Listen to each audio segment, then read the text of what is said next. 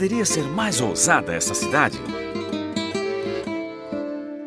De tudo ela faz algo novo. Derruba e ergue paredes. Viaja e retorna. Cuida e descuida.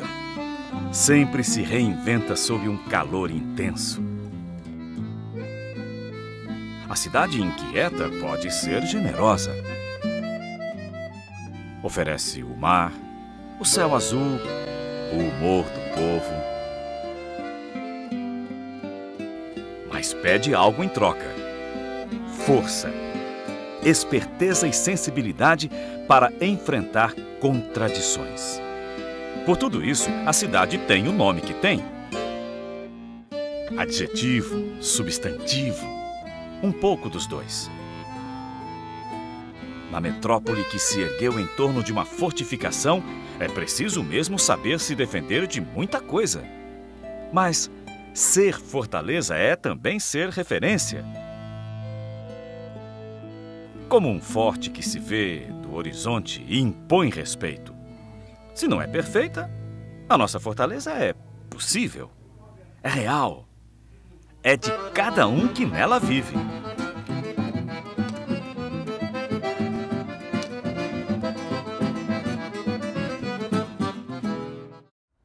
São 284 anos na lida diária. Fortaleza não se cansa da batalha de ser uma metrópole. Hoje, a cidade faz aniversário. A caminho dos 3 séculos de existência, ela se permite celebrar, olhar para tempos idos e entender um pouco do próprio jeito de ser. Mas é preciso olhar para onde nem a vista alcança. O território brasileiro, ele foi objeto de muito interesse por parte dos europeus em geral. A partir do Tratado de Tordesilhas, que foi um acordo realizado entre Portugal e Espanha a partir da ação do Vaticano, do Papa, então isso significou que toda essa área pertenceria ao Império Português. Mas tem registro da presença de espanhóis, franceses e holandeses em todo o litoral brasileiro, e no Ceará também se tem esse registro. Então, a construção do Forte Sonneborg pelos holandeses colocou ali aquela área do centro da cidade, onde hoje é a 10ª Região Militar, um referencial de ocupação, que ao ser retomado pelos portugueses é quando foi instaurada a vila de Fortaleza, né? Nossa Senhora da Assunção, que deu origem à cidade de Fortaleza enquanto vila. Capistrano de Abreu dizia que Martim Soares Moreno era o resumo e o símbolo da história do Ceará. Nas páginas da história, ele é o desbravador que se uniu a Iracema, a Virgem dos Lábios de Mel. Entre a realidade e a lenda, ele foi um dos que ajudaram a fazer desse lugar uma cidade. Mas não foi o único. Ao longo desses quase 300 anos, né, nós já estamos chegando perto disso, nós tivemos uma série de pessoas que, de maneiras diferentes e em circunstâncias históricas diferentes, de alguma maneira contribuíram para a formação da cidade. O momento da vila é um momento em que o capitão Manuel francês, mas depois dele veio uma série de outros administradores que permitiram o crescimento da cidade. Se a gente for falar em períodos mais recentes, nós vamos ter, por exemplo, a gestão do Raimundo Girão, que foi um historiador, fez uma série de investimentos e modificações na cidade, isso já no século XX. Mas quando nós falamos da construção da cidade, da formação da cidade, nós estamos falando de movimentos sociais, não são pessoas em particular. O fato de ser um administrador não dá a essa pessoa toda vamos dizer assim, o bônus de ter construído a cidade. Assim, quem constrói a cidade são os seus moradores, são aqueles que chegam na cidade e seus administradores, evidentemente. Fortaleza começou a sua história numa espécie de cabo de guerra entre portugueses e holandeses. Oficialmente, os lusitanos foram os primeiros a chegar aqui. Mas os holandeses, sob o comando de Matthias Beck, marcaram presença por aqui, quando Fortaleza era apenas um vilarejo com boa localização à beira do Atlântico. O que hoje é o Forte de Nossa Senhora da Assunção nasceu como o empreendimento holandês. Forte Schulenborg, em 1649. Mas logo Portugal tomaria conta de tudo novamente. Fortaleza deixa de ser um povoado em 1726. É reconhecida como vila, mas ainda não possuía status de capital, pois pertencia à capitania de Pernambuco. Só depois de mais de um século a nossa cidade foi tomando a cara que tem. Um centro urbano, com indústria, comércio e serviços. E suas contradições.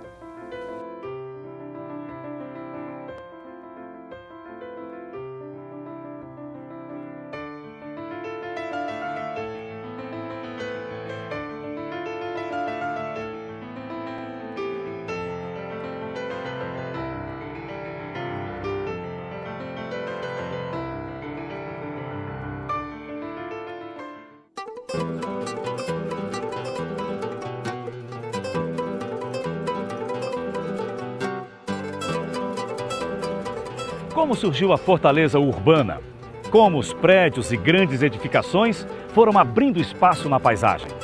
No fim do século XIX, a cidade viu o progresso chegar com passos rápidos. A antiga vila virou cidade de grande porte, com o desenvolvimento do comércio, da zona portuária e da indústria do algodão.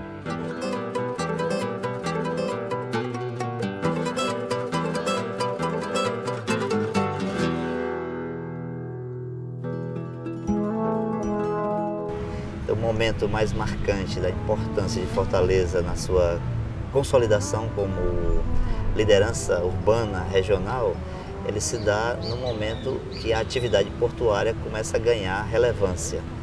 Inicialmente com o transporte de gado bovino para o estado de Pernambuco e logo a seguir, no período que a gente chama de ciclo do algodão, ainda no século passado, ela recebe investimentos de empresas inglesas interessadas na produção de algodão aqui no Ceará, a construção da estrada de ferro de Baturité e a criação de um entreposto, uma região industrial para processamento e beneficiamento do algodão para exportar. O significado da palavra desenvolvimento ficou claro para Fortaleza no final do século XIX. Os antigos levantamentos sobre a situação da cidade já não eram suficientes para entender e planejar o futuro da capital cearense. Fortaleza teve, ao longo de sua história, 10 planos urbanísticos. Eram maneiras de tentar ordenar o crescimento da cidade. Um dos mais marcantes desses planos foi feito pelo português Antônio José da Silva Paulé, que hoje dá nome a uma rua da capital. O arquiteto ficou conhecido pelo traçado que imaginou para as ruas do centro da cidade, ainda em 1818. Então, por isso que as cidades têm em comum, a maioria delas, esse traçado que, desde que se conhece a cidade, predomina, que é o traçado em quadras, né? Que é uma coisa que se tentou mexer nesse elemento quase que da sintaxe permanente da cidade em termos espaciais, que é a quadra, que você dobra de direção em cada esquina, os canais públicos que você circula e os limites da parte privada, onde as pessoas trabalham, habitam, etc. Essa forma é vencedora.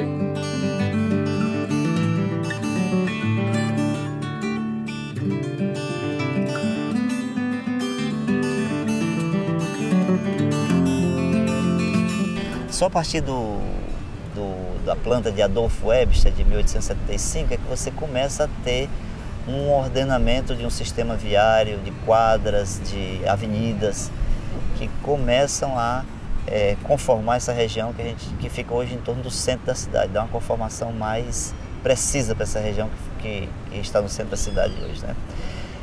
Se você observar Fortaleza, a planta de Fortaleza, ela é o que a gente chama de uma estrutura radial, em forma de raios concêntricas, apontando para o centro, onde nós temos várias estradas que vêm do sertão para a capital, criando eixos de desenvolvimento. Nessa época, Fortaleza era conhecida como a cidade que dava as costas para o mar e olhava para o sertão. Acredite se quiser, o lazer à beira-mar só virou moda por causa da influência francesa.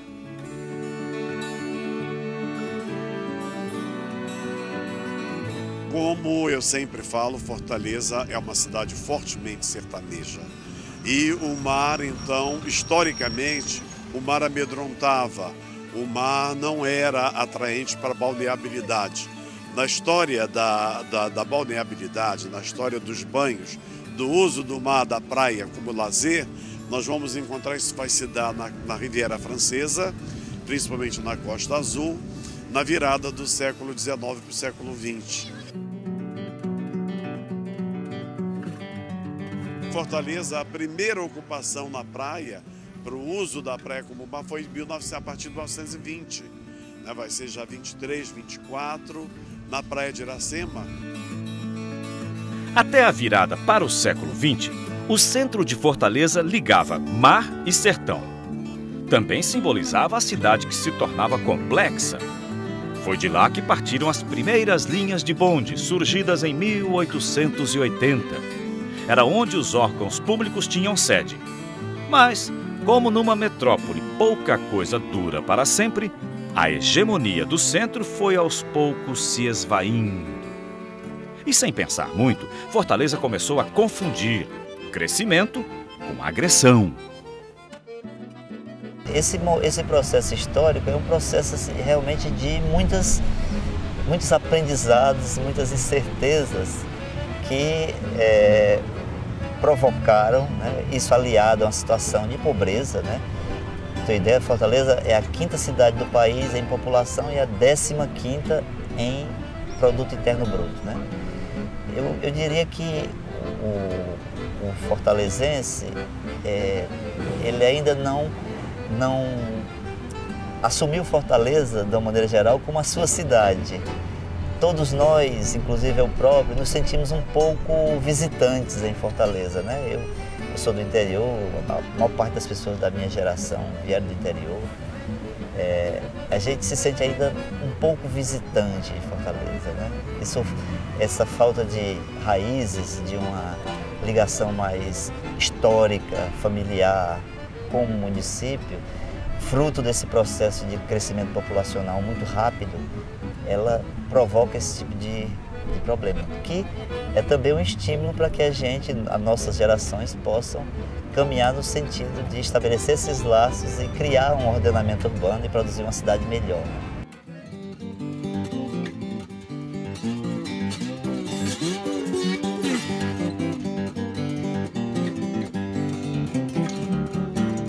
Vai e vem de gente, movimento incessante. O nosso povo é assim, não tem medo de ganhar o mundo.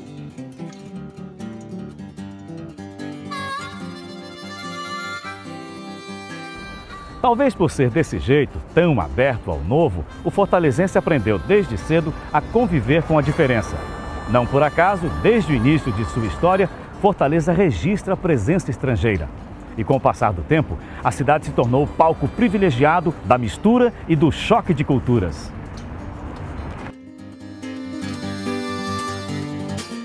Nós fomos um país colonizado, né? Então nós fomos feitos por muitas culturas, pessoas vindas de muitos lugares. Quando eu digo nós, o Brasil enquanto todo. O Ceará tem uma história muito específica. Por quê? Nesse sentido migratório. Os primeiros migrantes para que vieram foram os portugueses. Aliás, o Ceará é um estado com traços muito fortes portugueses. na sua cultura, na sua religiosidade, na sua gastronomia, nos seus afetos, na sua moralidade, na sua religiosidade. Então nós cearenses somos bastante portugueses, não esquecendo, né, que nós somos um lugar caboclo também, né, porque nós tivemos uma mistura que produziu esse grande caldo cultural que é o Ceará, como é o Brasil por inteiro. Uma coisa interessante é que quando se deu realmente o grande fluxo migratório para o Ceará, o grande fluxo migratório dá-se no começo do século XX, né? Um momento, principalmente depois da Primeira Guerra Mundial, depois da Segunda Guerra Mundial, em grandes momentos de recessão na Inglaterra. Então as famílias vinham para cá para procurar, para ter um emprego, ter o que fazer. Na Europa não tinha, a Europa estava destruída. Então vamos ao novo mundo, ao Eldorado das antigas. As histórias são muitas. Os libaneses fizeram fama como mascates. Já o inglês Mr. Hall construiu a primeira estrada de ferro do Ceará.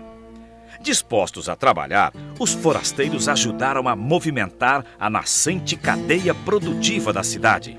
Eu conto a história do Manuel Dias Branco, do senhor Manuel Dias Branco, né, que resultou no império hoje, que é o império dirigido por seu filho, o senhor Ivens Dias Branco, né, que talvez não me falaram, o maior produtor de indústrias alimentícias da América Latina. Um irmão do seu Manuel, que é o pai da Augusta, minha amiga, Augusta Dias Branco, foi ele que bolou a receita da bolacha Ceci. Olha só, um português inventa com farinha de trigo uma bolachinha que é a cara do fortalezense, aquela merenda da tarde com bolacha Ceci, café e leite, ou só café, com manteiga, e ele português, e a bolacha Ceci, nome de uma Índia. Então é o que nós podemos chamar, que isso é a verdadeira antropofagia brasileira, como o Oswald de Andrade fala, né, nas suas reflexões sobre o Brasil. Quando eu era menino, a gente se sentia humilhado porque tudo era de fora. Os equipamentos, tudo que a gente utilizava dentro de casa, fora os alimentos, que eram sertanejos, né? Os equipamentos todos vinham de fora. Qualquer tesoura da mamãe cortar para costurar, a faca do pão era Zollingen, alemã, tudo. A descarga da privada era a privada, a descarga era inglesa, as torneiras todas. As lojas que vendiam coisas no centro da cidade, o antigo centro, não existe mais, na Floriano Peixoto e na Major Facundo, as lojas todas de ferragem, de equipamento, eram alemãs, japonesas, inglesas. A roupa que a gente usava, tropical inglês, linho irlandês, etc., tudo vinha de fora. O que o Brasil produzia industrialmente ainda era muito rústico e pouca coisa de equipamentos. A primeira lata de leite era um leite holandês e se chamava Clean, que é milk ao contrário. A gente só descobriu depois que era um rótulo assim, uma lata amarela parecida com essas da Nestlé, né? Ela tinha menor, gorda, e aquilo era o maior sucesso. Leite em pó, é só misturar água e dar certo. Dá o maior trabalho porque não era daqueles de instantâneo, que são a invenção posterior. José de Alencar, em seu livro Iracema, construiu um mito de fundação do Ceará. E o elemento estrangeiro já estava lá, povoando o imaginário da nossa gente. De todos os europeus ou estrangeiros que eu entrevistei nessa minha pesquisa, tem uma coisa muito sui generis e bonita de se falar. que precisa ser dito. Todos eles amavam muito esta terra. Vários deles diziam assim para mim: quando eu morrer, se eu for enterrado aqui, eu fico muito feliz. Também eu fico feliz se eu voltar para minha terra, né? E como a amabilidade dessa terra, nessas épocas que Fortaleza era um lugar muito agradável de se morar, de clima ameno, eles amaram esse lugar, eles tomaram essa terra para si como seu lugar, né? Então, os portugueses me falaram muito disso, os espanhóis me falaram muito disso, os judeus me falaram muito disso, né? Então, eu achei muito bonito essa ideia de pertença a uma cidade, mesmo sendo estrangeiro, mesmo tendo saudade, porque não é fácil atravessar o Atlântico. Assim dizia o meu pai, José Capelo Rodrigues. É claro que Fortaleza não foi feita apenas do suor e do esforço de gente estrangeira. A cidade recebeu levas de pessoas vindas do interior do Ceará, principalmente depois da Grande Seca de 1877. Como muitos imigrantes estrangeiros, os flagelados cearenses agiam por instinto. As migrações acontecem sem nenhum planejamento e, portanto, sem nenhuma estrutura prévia que a cidade possa ter desenvolvido para receber os migrantes, né? E normalmente esses migrantes também eles vão se estabelecendo conforme determinadas tradições que eles trazem do mundo rural e, portanto, vão dando à cidade um caráter diferente daquilo que os planejadores gostam de chamar de urbanidade, né? Então, quer dizer, a cidade nunca ela vai conseguindo acompanhar o planejamento, a sua estruturação urbana, de equipamentos e tal, com esse fluxo migratório, que ele é muito grande a partir do final do século XIX e até a metade do século XX. O grande momento assim, dessa migração, vamos dizer que talvez tenha sido, não digo o momento primeiro, mas o momento que aparece isso como um grande problema, é 1877, com a seca em 1877. Né? A cidade ela tinha em torno de 25, 26 mil habitantes e ela recebe em 1878 uma quantidade acima de 110, 120 mil retirantes em situação de saúde, em situação muito precária, né? Então, quer dizer, essa população ela vai se estabelecendo em acampamentos em que os retirantes, é claro, tentam chegar o mais próximo do poder, das autoridades, de onde há a estrutura daquilo que eles achavam que poderiam ajudá-los, né? Então, quer dizer, a área central da cidade ela vai ser muito ocupada, a área central onde hoje é mesmo o centro da cidade, ela vai ser ocupada, o passeio público, as ruas, isso vai causar um impacto muito grande para a população e para o governo, que vai procurar estabelecer uma política de afastar as pessoas do centro urbano, né? Os historiadores dizem que o principal motivo para o crescimento de Fortaleza tem sido o êxodo rural provocado pelas secas, né? As secas sucessivas que obriga a população a migrar em busca da sobrevivência, né?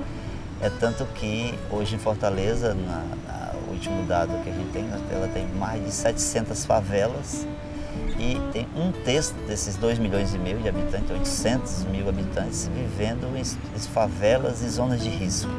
Quase todos os bairros de Fortaleza têm favelas.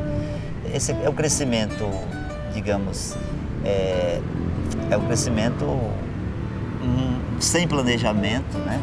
É um crescimento a partir de uma condição de vida adversa, né?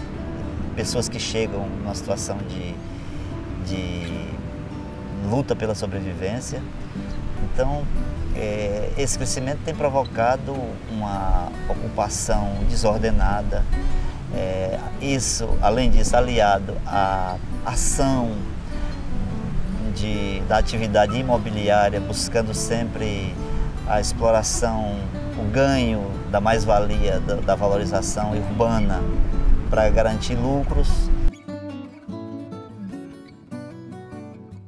Algumas famílias interioranas prosperaram, fundaram comércio e deram nomes a ruas, como o padre e senador Tomás Pompeu de Souza Brasil. Na virada do século XX, a maioria das famílias de Fortaleza tinha um pé no sertão, mesmo que fosse apenas nos hábitos. Era uma cidade acolhedora. Se eu não me engano, eu digo no artigo que uma das coisas gostosas de Fortaleza, que era botar as cadeiras de balanço na calçada no fim da tarde ou no comecinho da noite, e a convivência da vizinhança, as brincadeiras. Eu ainda sei de memória quase todas as canções de roda infantis que eu ouvia das meninas. As meninas fazendo roda, e a gente jogando futebol com bola de meia na calçada.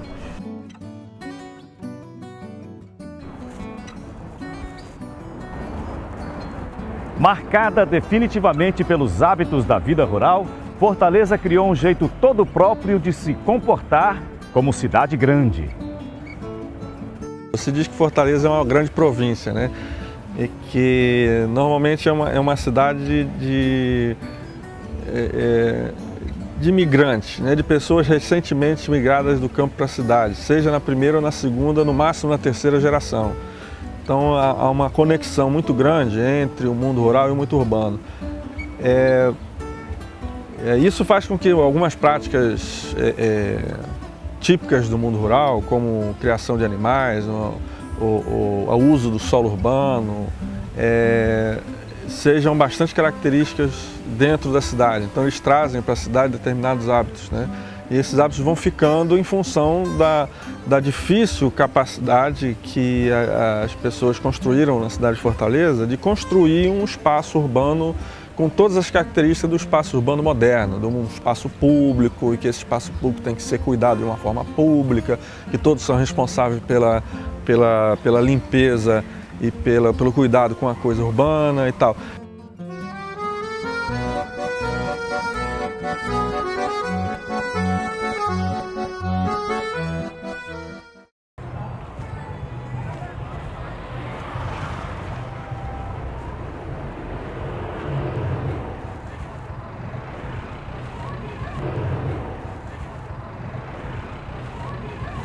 Nem todo mundo gosta. Fortaleza pode ser uma cidade barulhenta. Quem já não se deparou com propaganda, música, gritos além da conta? Mas a melodia da cidade pode ser outra.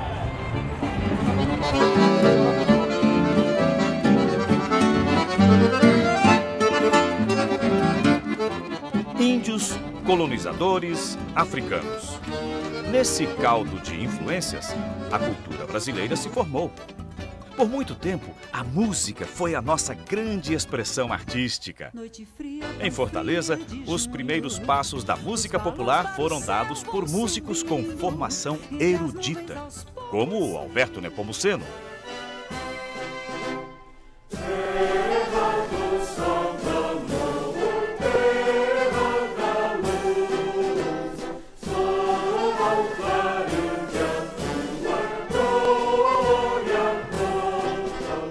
Na passagem do século XIX para o século XX, duas invenções mudaram a vida de muita gente.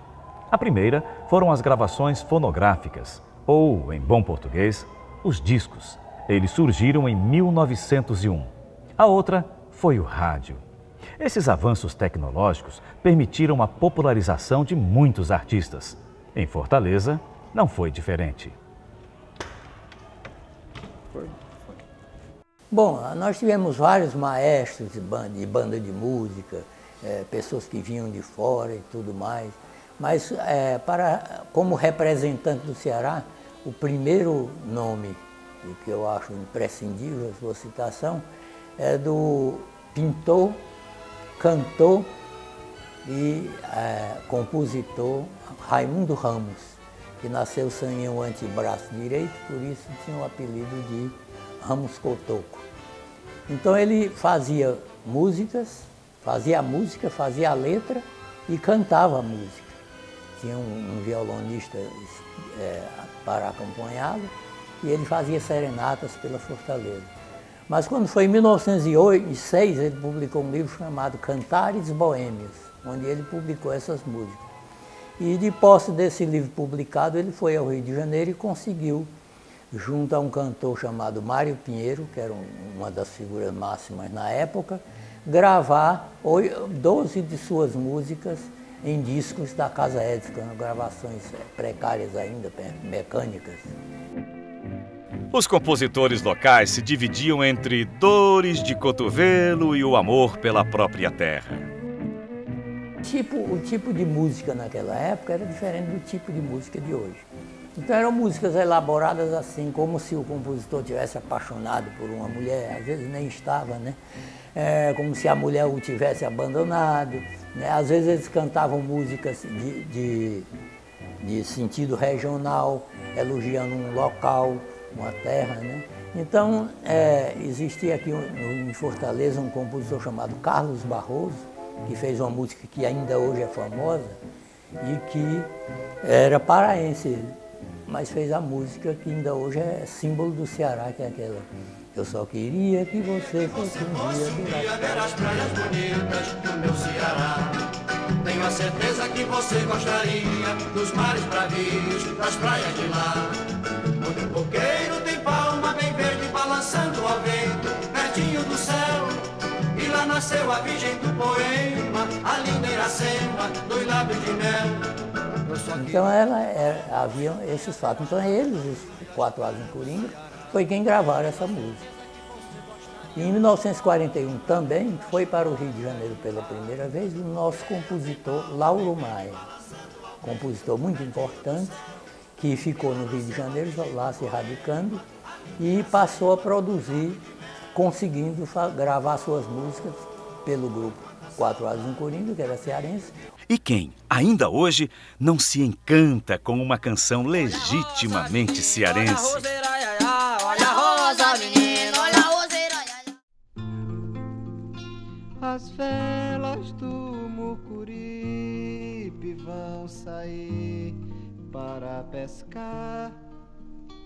Vou levar as minhas mágoas pras águas fundas do mar.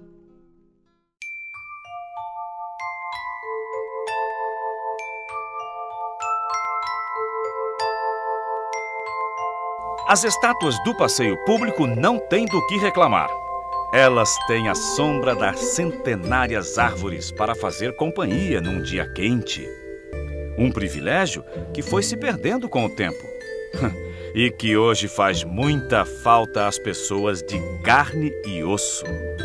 Essa preocupação de construir, né, essa fúria imobiliária de Fortaleza, dos construtores, eles estão cuidando muito pouco de um problema gravíssimo do urbanismo moderno, que é a ventilação.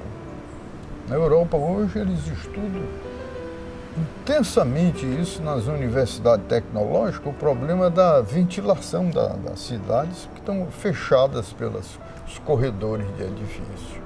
E as cidades estão ficando cada vez mais quentes, e sobretudo uma cidade como a nossa, que era uma cidade litorânea e que era muito ventilada. Quando eu conto certas coisas na sala de aula, os alunos não acreditam que na infância fazia frio em Fortaleza, a gente tomava banho de chuva, as chuvas eram mais intensas e duravam mais. E a temperatura era significativamente mais baixa do que hoje. Eu me lembro que a gente dormia de pijama de flanela e coberto. Se nós remontarmos essas paisagens antigas, né, de Fortaleza antes do seu período áureo, né, que foi o século XIX, o grande período de ocupação, né, de estruturação mesmo da cidade, a gente vai ver que tinham paisagens fantásticas, né? Os próprios viajantes, eles se referem à cidade, né, descrevendo essas paisagens, né? Então eram coisas que tinham o seu, digamos, o seu valor, né? E essa história de urbanização, né, de ocupação do sítio de Fortaleza, ela é muito recente, né? Então tem um século e alguma coisa, um século e meio, quase 2 séculos. Então assim, é preciso retomar isso que existia antes, né? Se a gente pega, por exemplo, mesmo no início do século XX, né, se a gente pega escritores, né, como o Gustavo Barroso, né? Mississippi, você vê que toda a narrativa dele, né, é uma narrativa social, mas ela é permeada na narrativa das paisagens de Fortaleza, né, do próprio passeio público, dos espaços públicos, como as pessoas conviviam com esses espaços.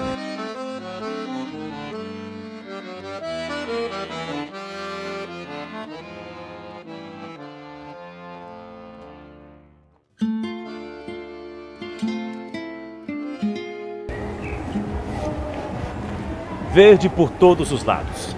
Um cenário cada vez mais raro na cidade. Até 1968, Fortaleza tinha 66% da sua área coberta por vegetação. Menos de 30 anos depois, só havia 7%.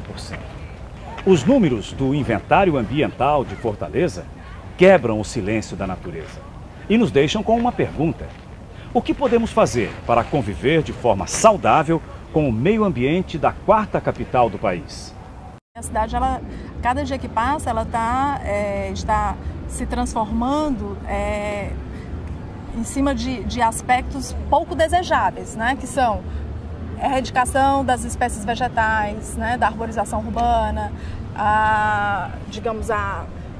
o aterro de lagoas cada dia mais, né? A desvalorização de espaços que são paisagisticamente extremamente importantes e interessantes, né?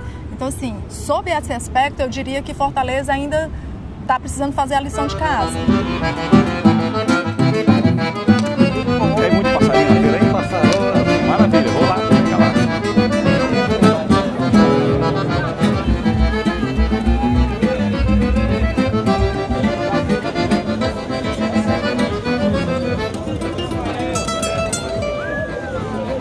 No espaço de um século, entre 1900 e 2000, Fortaleza cresceu 50 vezes. 50 vezes mais gente num espaço cada vez mais escasso.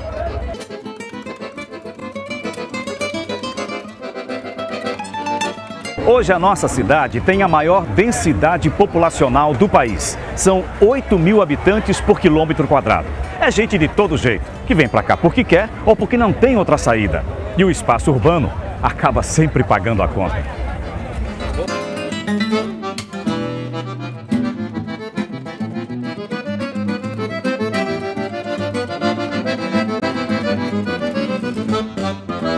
Nós temos cerca de 180 praças que nos loteamentos originais eram reservadas para a área verde, que foram também objeto de ocupações irregulares.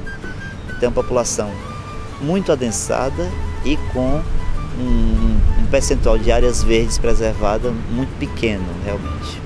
Fortaleza tem tudo para ser uma cidade do caminhante. Ela é plana, ela é clara, ela é reta, mesmo no calor. Os pedaços de sombra geram microclimas para a gente se refrescar. Então é uma cidade que convida isso, que convida a ser vista. E nós precisamos estimular que os fortalezenses caminhem mais. Essa é uma declaração de amor por Fortaleza. Não daquelas derramadas, feitas apenas para agradar. É como uma conversa entre amigos, em que um pode ajudar o outro a melhorar, a avançar. Nossa metrópole não é perfeita. E quem ama Fortaleza também quer cuidar dela, para poder continuar se encantando pelas suas esquinas, pelas suas histórias, por aquilo que ela é, o nosso verdadeiro lar. O meu sentimento sobre essa cidade é um sentimento ambíguo. Apesar de amá-la muito, mas eu tenho um sentimento que vai do trágico à felicidade. Eu insisto, não tem nada de nostalgia. Era uma cidade muito mais charmosa, muito mais do povo, e a gente podia passear e andar e fazer circular. Fortaleza, eu acredito que esse sentimento não é só meu, acho que quem mora em Fortaleza adora Fortaleza. É uma cidade que eu acho assim, o clima ameno o ano inteiro, quando está um pouco mais quente também não é desagradável, né? É uma cidade hospitaleira, de pessoas amáveis, uma cidade com essa relação com o litoral, que é uma coisa maravilhosa, uma cidade de um povo alegre, uma cidade de oportunidades. Eu gosto muito de morar aqui, se eu não gostasse, logicamente, já teria buscado outro lugar. Gosto da minha cidade, mas, como todo bom amigo, então assim, que a gente precisa ter essa condição de amigo mesmo, de chegar, qualquer pessoa chega para o seu amigo e diz, olha, você pode melhorar nisso, então a gente não pode fechar os olhos para ver os defeitos de alguém que a gente gosta. A mesma coisa com a nossa cidade, então é preciso que a gente esteja de olhos abertos e pense, que cidade é essa que a gente quer projetar para o futuro. Fortaleza é uma cidade a cidade que eu escolhi para viver. Eu não sou daqui, mas eu escolhi para viver. Eu moro aqui há 28 anos. E eu acho que tem assim, essa mistura entre o rural e o urbano, entre ser uma cidade, como os geógrafos dizem, uma cidade do litoral voltada para o sertão, que dá esse vínculo. Eu acho que tem algumas características de cultura muito interessantes, sabe? Muito bonita e as pessoas são de fácil convivência e tal. Quer dizer, cria um caldo cultural muito interessante para se viver.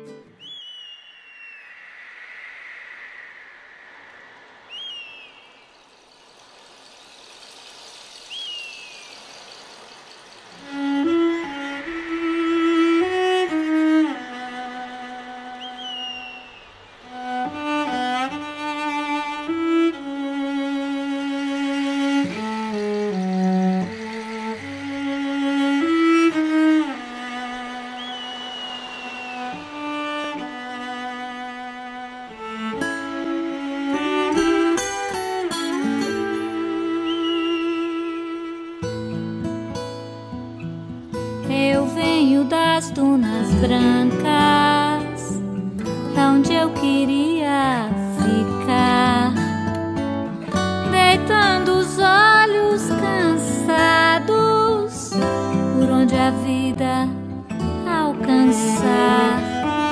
Meu céu